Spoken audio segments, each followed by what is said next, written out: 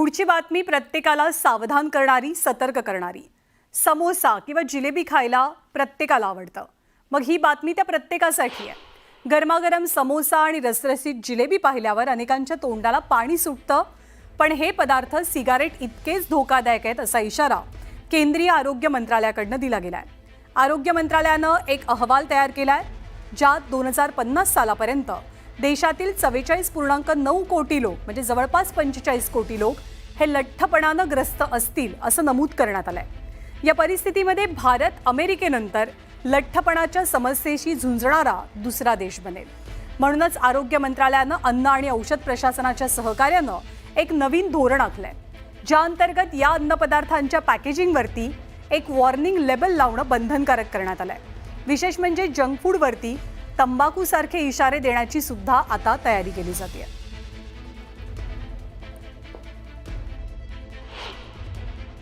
समोसा, जिलेबी जे की ऑइल आणि रिफाइंड शुगर प्रोव्हाइड करतं, याचे दुष्परिणामांबद्दल लोकांना माहिती फारच कमी आहे।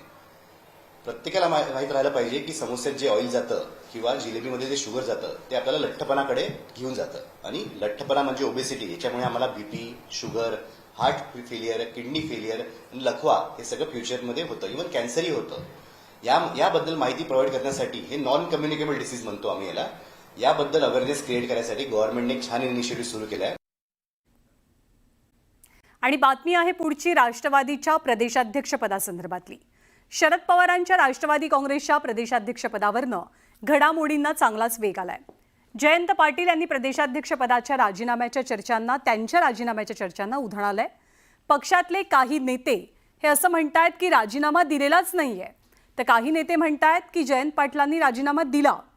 नेमका कोणत्या विधानांवरनं पाटलांच्या राजीनाम्याबाबत संभ्रम निर्माण झालाय आपण पाहूया। राजीनामा दिला मी राजीनामा दिलेला नाहीये, पण उद्या आमची पक्षाची अंतर्गत पक्षाची बैठक आहे, अंतर्गत नाही पक्षाची सर्वसाधारण बैठक आहे। अशी ही बातमी येते की तुम्ही भाजप पक्षश्रेष्ठींशी दोनदा भेटलात आणि मोठं खातं मिळत नाही म्हणून पक्षप्रवेश टाळ्यात मळ्यात आहे।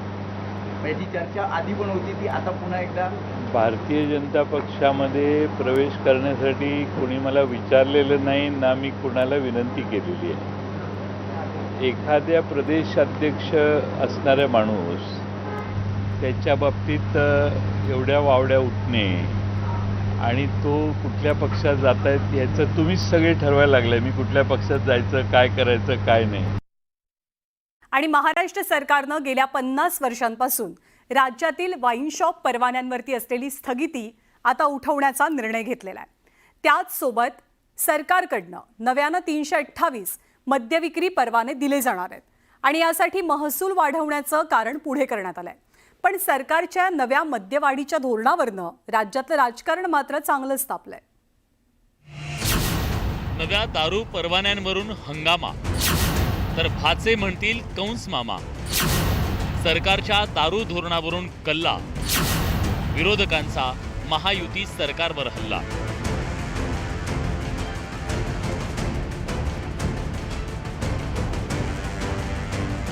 योजनांच्या बोझ्यात दबलेल्या अर्थव्यवस्थेला बूस्ट करण्यासाठी सरकारनं जालीम उपाय केला। कारण राज्य सरकारनं मागील 50 वर्षांपासून स्थगित असलेल्या मद्य विक्री दुकानांच्या परवान्यांना पुन्हा गती देण्याची तयारी केली। त्यानुसार राज्यात 328 नवे मद्य विक्री परवाने देण्याच्या हालचाली सुरू करण्यात आल्या। विदेशी मद्य निर्मिती परवाना देण्यासाठी अजित पवारांच्या नेतृत्वाखालील समिती नेमण्यात येणार आहे। आपण पाठीमागच्या काळामध्येच एक नियम केलेला आहे 72ला का काहीतरी 72-74ला की इथनं पुढं दारूचे परवाने म्हणजे द्यायचे असतील दुकानं, शॉप, तर त्याच्या संदर्भामध्ये विधिमंडळाला विश्वासामध्ये घेतल्याशिवाय द्यायचे नाही असा निर्णय झाला। त्याच्यानंतर कधी पण आपल्या महाराष्ट्रामध्ये म्हणजे बाकीच्या अनेक राज्यांच्यामध्ये मला तर माहिती मिळाली की उत्तर प्रदेशमध्ये दरवर्षी 3% परवाने जास्त दिले जातात, वाढवले जातात। खर्च तर हा होतोय, तर इन्कम तर वाढलं पाहिजे। त्या दृष्टीने जर सगळ्यांनी मिळून जर निर्णय घेतला असेल, अर्थात अजित दादा त्या खात्याचे मंत्री आहेत आणि त्या खात्याचा कारभारच जो आहे हा टॅक्स जास्तीत जास्त गोळा करणं आणि लोकांना खर्चायला देणे ते पैसे, त्याप्रमाणे ते अध्यक्ष होणं हे स्वाभाविक आहे. पण तिथे सर्व ज्या इतर पक्षाचे सुद्धा लोक आहेत आणि त्यामुळे सगळ्यांना न्याय मिळणार आहे. या नव्या निर्णयामुळे राज्याच्या महसुलात वाढ होणार आहे. पण 328 नव्या परवान्यांमुळे राज्यातील मद्य विक्री दुकानांमध्ये 19% वाढ होणार आहे. एकीकडे ओडिशासारखे छोटे राज्य नव्या मद्य परवान्यांवर बंदी घालतायत, पण राज्य सरकार शेकडोंच्या संख्येनं नव्या परवान्यांची खैरात वाटतंय. याच मुद्द्यावरून विरोधकांनी सरकारला, त्यातही अजित पवारांना लक्ष्य केल्याचं दिसतंय. एकीकडे लाडकी बहीण म्हणायचं आणि दुसरीकडे लाडक्या बहिणीचं घर उद्ध्वस्त करण्याचं काम सरकार करतंय का? 328 नवीन मद्य विक्रीचे परवाने देण्याचा प्रयत्न सरकारच्या माध्यमातून होतोय.